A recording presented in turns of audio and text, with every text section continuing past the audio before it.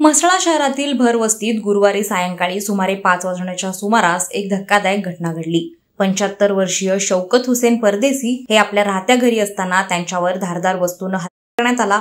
सुरुवातीला हा हल्ला एका अनोळखी व्यक्तीने केल्याचा बनाव तयार करण्यात आला होता।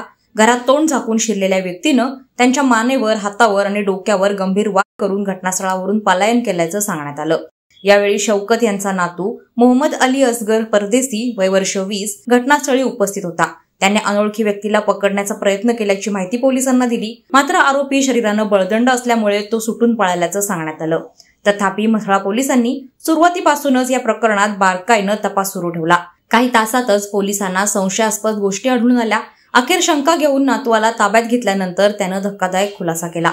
थ्रिलर चित्रपटांचा प्रभाव आणि मनातील कल्पनांनी पछाडून त्यांनी ही गंभीर घटना घडवून आणल्याची कबुली दिली। या घटनेने संपूर्ण म्हसळा तालुक्यात खळबळ उडाली आहे। काही दिवसांपूर्वीच कणघर येथील वृद्ध महिलेच्या मृत्यूची घटना ताजी असतानाच या नव्या प्रकरणाने नागरिकांमध्ये चिंतेचं वातावरण निर्माण झालंय। मात्र सहाय्यक पोलीस निरीक्षक संदीप कहाळे यांच्या नेतृत्वाखाली म्हसळा पोलिसांनी अतिशय कौशल्याने आणि वेगाने तपास करत आरोपी नातू मोहम्मद अली असगर परदेशीला रातोरात अटक केली आहे। पोलीस तपासामुळे सत्य समोर आल्यानंतर नागरिकांनी पोलिसांचं सर्व स्तरातून कौतुक केलंय।